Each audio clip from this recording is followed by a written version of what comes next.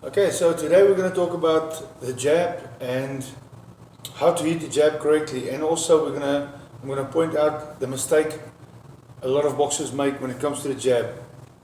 I'm also going to demonstrate to you two different exercises that will help you to increase your punching power. Okay, now we're going to get into that in a minute. Now let's go with the jab. Now you see, when you start boxing as an amateur, you should actually start boxing as an amateur. That's where you learn the grade. Your amateur trainer will teach you all the basic punches, and if you've got a good amateur trainer, he'll show you how to throw the jab correctly. Okay, the jab is there. Boom. See there. See my wrist is turning out there. Boom. See there. It comes back. Comes back. It's like and it should work like a piston. You can double it up. Boom, boom. 3 jabs, or you can do 1 jab. Boom, boom. That's a jab. Okay, so notice it goes out. Boom. Connects my hands there. My palms facing down. It comes back. Boom. It comes back. Boom. It comes back. Now, a mistake that many boxers do, and even boxers that have been boxing professional for many years, I think it's just a bad habit, because you get into that type of mode where you get a bit lazy and you're boxing against guys who aren't really capable of beating you, so you can get away with it. But believe you me, you'll face an opponent. It might come a time in your career you'll face an opponent and you won't get away with this mistake. Okay, the mistake goes like this, guys. Many jabs, like I said, it's there, but many guys do this. Boom, boom, boom. Now notice what I do there. Boom. I bring my jab back. I bring it back to my chest. Boom. And come up, and you're up again. And boom. Or they just box like this. Boom, boom, boom. They all want to be like Floyd Mayweather, but there's only one Floyd Mayweather. He's a perfectionist. You've got to work at your own skill, at your own strength. If you don't want to keep your left hand up, it's your business. I was taught to keep both hands up. Protect your jaw. Now we all got different styles, so that's fine. If you're boxing like this, it's your business. But any boxer in the past who has sparred against me, who have boxed against me, they can't get away with leaving the hand like that. Guaranteed, I will catch him, and I will catch him with my right hand counter. Because you've got to outsmart these guys. You can't make it look like you're going to go for the right the whole time. But I outsmarted him. I was a bit smarter than him.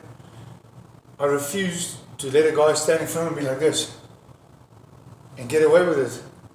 I mean, he can do this, or he can do this, but I'm just going to come with a left hook there, or a right hook to the body. And then after the right hook to the body, I'm going to come with a left hook on the shoulder. That's what Floyd Mayweather does, and I haven't seen any opponents do that to him. I mean, when a guy stands like that, Floyd does this. He's open there, he's open on the side. Hit him on the arm, hit him on the shoulder. What's going on, guys, I think there's a lack of good quality coaches, boxing coaches. A boxing coach, it's easy to get someone fit. We can all get someone fit. I can get the guy on the street who's never boxed, and I can explain to him, get this guy fit, and this is what you got to do, and he'll do it. Monkey see, monkey do. But you've got to explain to a boxer how to hit certain punches and how to avoid getting hit, guys. So the jab, someone jab like that to me, boom, it might look flat, it might look good, you might look a bit cool and flashy, boom, boom, like Roy Jones, he did it, boom. I guarantee you, he'll do it once, maybe twice, and that's it, no more. Because I'll work him out. Maybe that round he'll get away with it, but the next round, I'll go back to the corner and my coach will talk to me, and I will also evaluate and I'll work out a plan. And believe me, he won't get away with it, guys. I mean, it's the easiest thing to do. When a guy, he's open there, he's open. Even if his shoulder's there, so what? Hit him with a left hook on the shoulder. Easy, man, easy stuff. And if he's there, boom, boom. His hands are up there, but he goes there, he jabs there. As soon as he jabs, as soon as his jab comes out, I throw my right hand, boom. As soon as that jab comes out, I land with my right, and I might even double the right and come with the left hook. Combinations. It's not difficult, guys. You know. So try that one. See how it works for you. If that's your style, good. That's your business. I don't box like that. I box with my hands up. That's the way I've been taught since I was young, but we're all different, you know. I'm not dissing your style. I'm just saying, guys, if you're fighting against a guy like this, you know what to do. Right hands all night long, left hooks on the shoulder, even hit him with a straight right. If he's there, like Floyd, hit him there. What's the problem, man? I was in Denmark in 2004, I think 2005, 2004, and I was sparring against Mikkel Kessler. Now Mikkel Kessler, he's a good boxer, very good scientifically.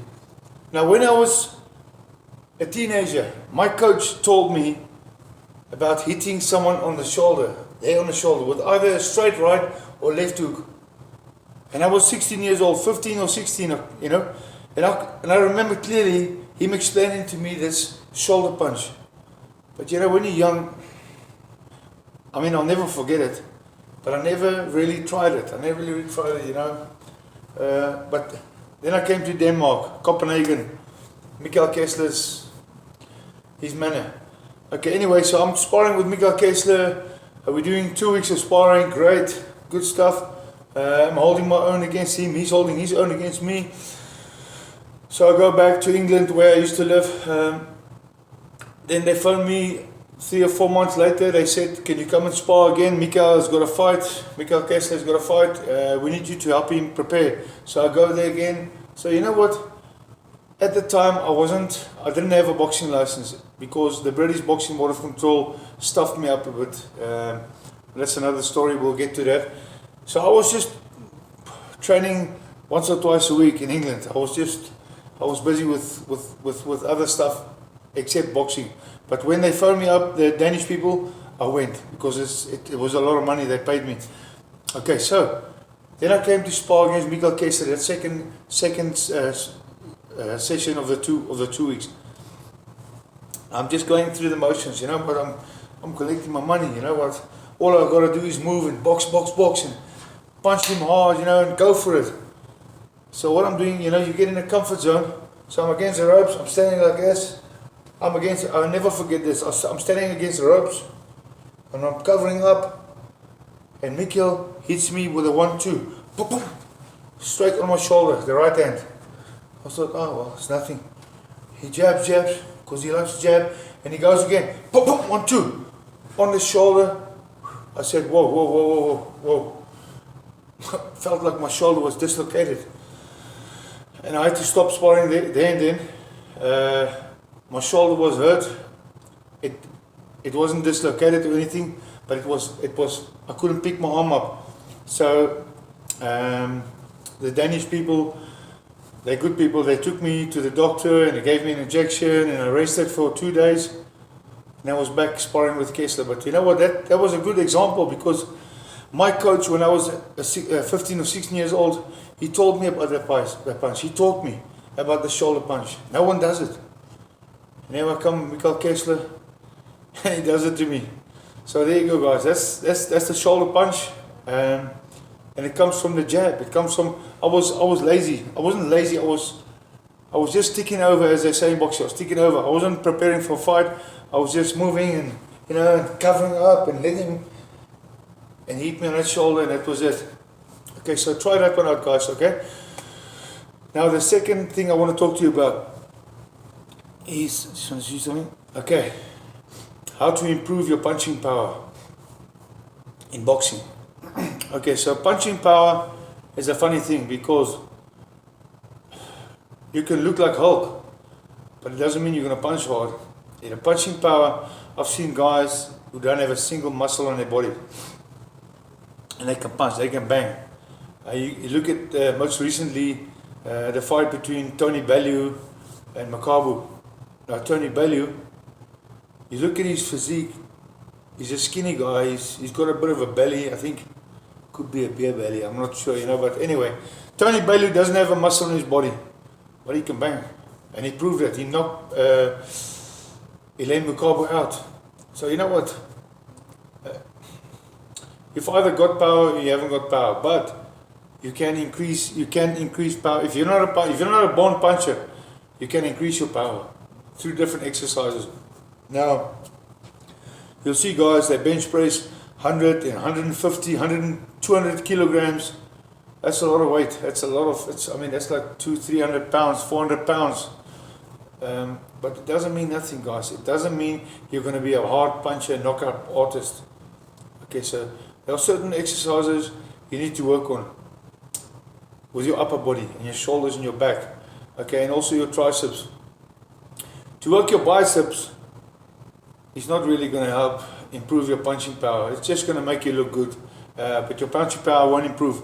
Okay, so first of all, guys, also you need to make sure you've got strong legs, because your power comes from your legs, and then it goes up to your hips, up to your back, your arms, your shoulders, everything.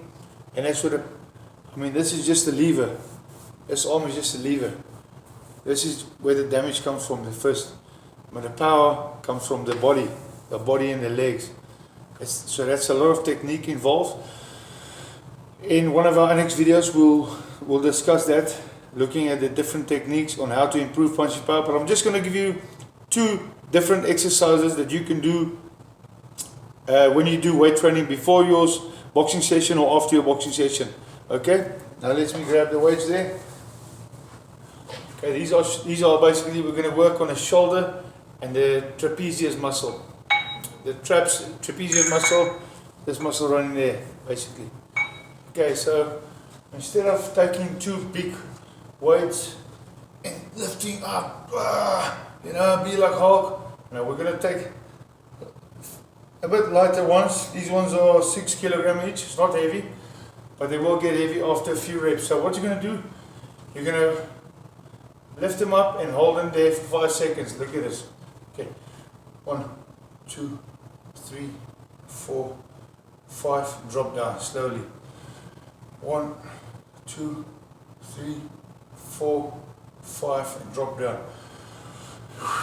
1, 2, 3, 4, 5. Notice if the weight is too heavy, your arm will do this. It's got to be there. Your elbow's got to be up. See there, not there, there. So you got to do that 10 to 12. 3 sets of that, guys. Okay. And the next one, I just want to get the other weight. Also a good one.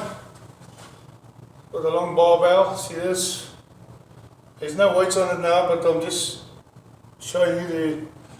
So what you're going to do, you place your 2 thumbs together, okay, down there, and up you go. 1, 2, 3, 4, 5, and down slowly. 1, 2, 3, 4, 5, and down slowly, guys. So that's it. Again, do 10 to 12.